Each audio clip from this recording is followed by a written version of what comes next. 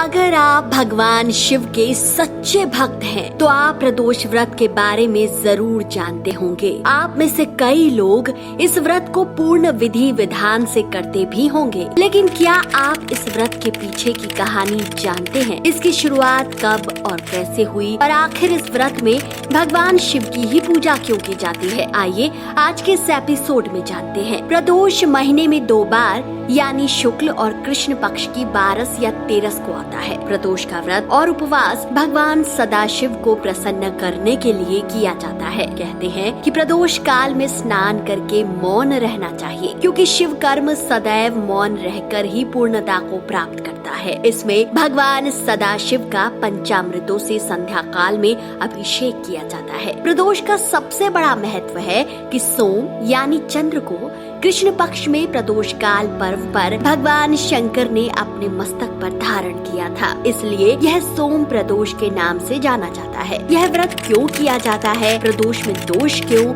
और दोष है तो प्रदोष क्यों? आइए जानते हैं। पौराणिक कथा के अनुसार चंद्रदेव का विवाह दक्ष प्रजापति की 27 नक्षत्र कन्याओं के साथ संपन्न हुआ था। इन कन्याओं में रोहिणी बहुत खूबसूरत थी और चंद्र रोहिणी पर ही मुग्ध रहते थे। चंद्र का रोहिणी के प्रति अधिक स्नेह देख शेष कन्याओं ने अपने पिता दक्ष से अपना दुख प्रकट किया। यह सुनकर दक्ष ने क्रोध में आकर चंद्र को श्राप दिया कि तुम क्षय रोग से ग्रस्त हो जाओगे, और धीरे धीरे चंद्रदेव क्षय रोग से ग्रसित होने लगे और उनकी कलाएं क्षीण होना प्रारंभ हो गई। नारद जी ने उन्हें भगवान शिव की आराधना करने को कहा। इसके बाद उन्होंने भगवान शिव की आराधना की। चंद्र अंतिम सांसें गिन रहे थे। इसे चंद्र की अंतिम एकधारी अवस्था कहा जाता है। इस अवस्था को देख भगवान शंकर ने प्रदोष काल में चंद्र को पुनर्जीवन का वरदान देकर उन्हें अपने मस्तक पर धारण कर लिया। इससे चंद्र मृत्यु तुल्य होते हुए भी मृत्यु को प्राप्त नहीं हुए। फिर धीरे धीरे चंद्र स्वस्थ होने लगे और पूर्णमासी पर पूर्ण चंद्र के रूप में प्रकट हुए। प्रदोष में दोष यही था कि चंद्र क्षय रोग से ग्रसित होकर मृत्यु तुल्य कष्टों को भोग रहे थे। प्रदोष व्रत इसलिए भी किया जाता है कि भगवान शिव ने उस दोष का निवारण कर उन्हें पुनर्जीवन प्रदान किया था। यानी श्रद्धालुओं को प्रदोष के दिन भगवान शिव के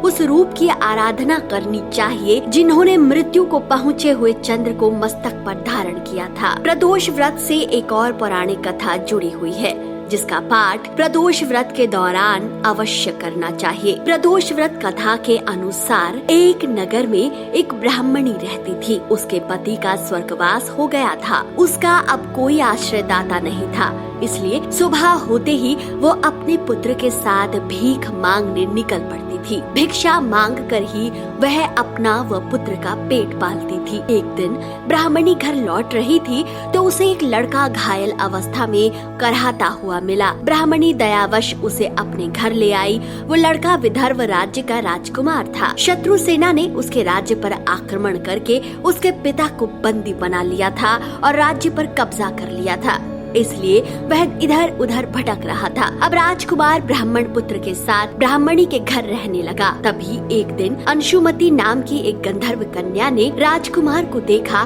तो वह उस पर मोहित हो गई। अगले दिन अंशुमति अपने माता पिता को राजकुमार से मिलाने लाई। उन्हें भी राजकुमार भाग गया। कुछ दिनों बाद अंशुमति के माता पिता को शंकर भगवान ने स्वप्न में आदेश दिया कि राजकुमार और अंशुमति का विवाह कर दिया जाए, और ऐसा ही हुआ। व्रत कथा महात्म्य। ब्राह्मणी प्रदोष व्रत करती थी। उसके व्रत के प्रभाव और गंधर्वराज की सेना की सहायता से राजकुमार ने विदर्भ से शत्रुओं को खदेड़ दिया और पिता के राज्य को फिर से प्राप्त कर आनंद पूर्वक अपने राज्य में रहने लगा। राजकुमार ने ब्राह्मण पुत्र को अपना प्रधानमंत्री बनाया। इस कथा का महत्व कथा के सार में छुपा हुआ है। ब्राह्मणी के प्रदोष व्रत के महात्म्य से जैसे राजकुमार और ब्राह्मण पुत्र के दिन फिरे, वैसे ही शंकर भगवान अपने दूसरे भक्तों के दिन भी फेरते हैं। अतः सोम प्रदोष का व्रत करने वाले सभी भक्तों को यह कथा अवश्य पढ़नी अथवा सुननी चाहिए। तो मित्रों, आपको आज की ये कथा कैसी लगी?